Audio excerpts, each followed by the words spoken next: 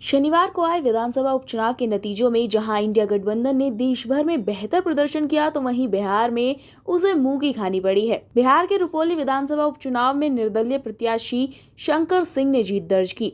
शंकर सिंह ने 8,846 वोटों से जेडीयू के कलाधर मंडल को हराया, जबकि इस सीट को खाली कर सांसद का चुनाव लड़ने वाली बीमा भारती तीसरे स्थान पर रही। रुपौली विधानसभा सीट जीतने वाले निर्दलीय प्रत्याशी शंकर सिंह को 68,070 वोट मिले, जबकि दूसरे नंबर पर रहे कलाधर मंडल को 59,824 वोट मिले हैं। वहीं इस सीट पर 5 बार की विधायक रही बीमा भारती पहले राउंड से ही तीसरे नंबर पर बनी रही। उन्हें सिर्फ 30,619 वोट मिले। बीमा भारती के विधायकी से इस्तीफा दे आरजेडी में शामिल होने के चलते ये सीट खाली हुई थी। ऐसा माना जा रहा था कि इस सीट पर बीमा भारती और कलाधर मंडल के बीच सीधा मुकाबला देखने को मिलेगा, लेकिन निर्दलीय प्रत्याशी शंकर सिंह के खड़े हो जाने से मुकाबला त्रिकोणीय हो गया और नतीजा ये निकला कि रुपौली जेडीयू और आरजेडी दोनों के हाथ से निकल गई।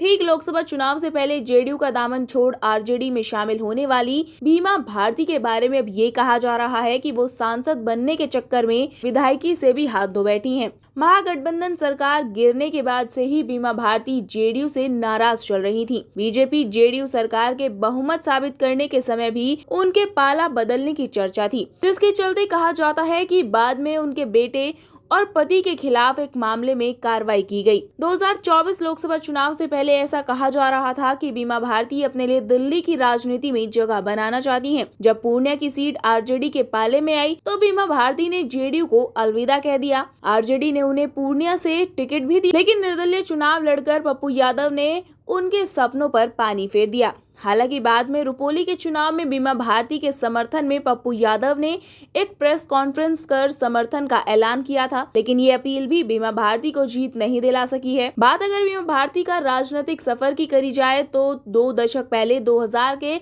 विधानसभा चुनाव में रुपौली से वो बतौर निर्दलीय उम्मीदवार जीती थी। जेडीयू में उनका सफर 2010 में शुरू हुआ, तब से वो लगातार रुपौली विधानसभा सीट से जीत ही रही है। वो एक बार बिहार सरकार में मंत्री भी रही। 2014 को जीतन राम मांझी सरकार के कैबिनेट विस्तार में बीमा भारती को मंत्री बनाया गया था। बाद में वो 2019 में भी मंत्री बनी। बीमा भारती ने नीतीश कैबिनेट में गन्ना और विकास विभाग संभाला था। तो इस खबर पर आपकी क्या राय है, हमें कमेंट कर जरूर बताएं। अभी के लिए इतना ही। Bureau report, the Bharat now.